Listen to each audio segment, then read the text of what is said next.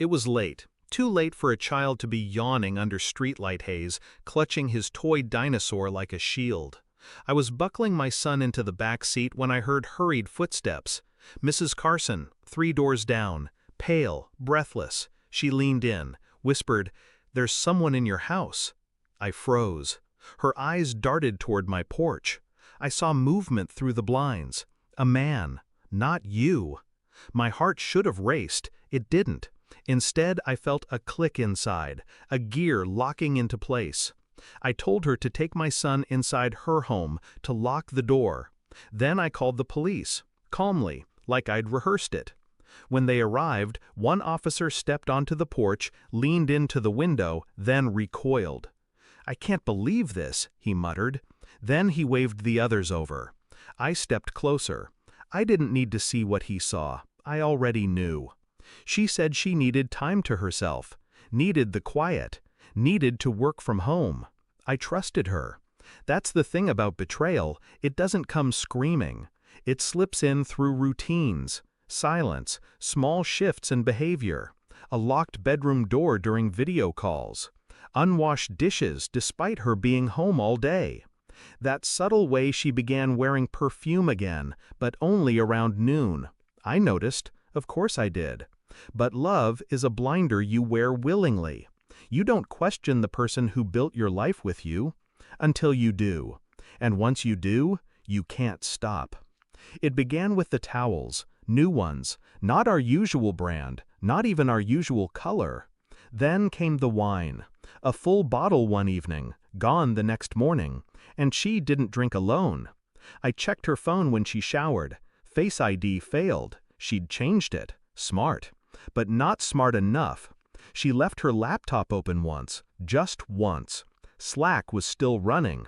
His name was Jason, a coworker, or so she said. I scrolled, screenshotted, printed, logged out. Their messages weren't crude, not explicit. They were worse.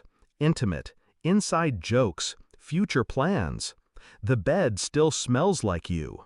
I said nothing. I cooked dinner that night, poured her favorite wine. She smiled across the table, said, "Thank you for being so good to me." And I smiled back, because now I had everything I needed. The police let me peek through the window. She was there, in our bed, half naked, laughing. Jason beside her, shirtless, comfortable, at home, my home, the home I paid for, cleaned, protected. He leaned in and kissed her shoulder. She laughed again. I stepped back. Not a sound. My jaw clenched, but my face remained still.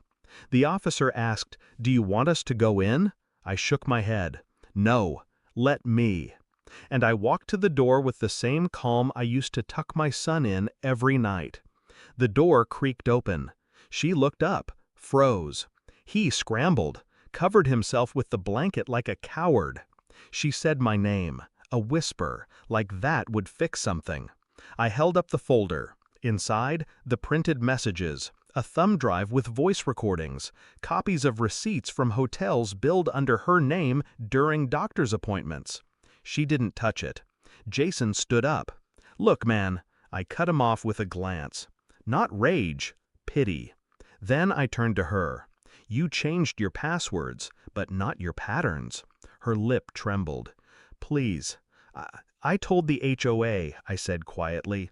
"They'll be contacting you about the lease transfer." Her eyes widened. "You're kicking me out?" "No." Pause. "I already moved out, weeks ago." I turned to leave, let the folder drop to the floor. "You don't live here anymore," I said. "Neither of you do." Mrs. Carson handed me my son. He asked what happened. "Nothing," I said. "Just had to say goodbye to something broken." He nodded, too young to understand. We drove, past the house, past the history, towards something cleaner. I didn't cry, didn't rage. I just drove, quiet, resolved. She thought secrets made her powerful, that silence made her safe.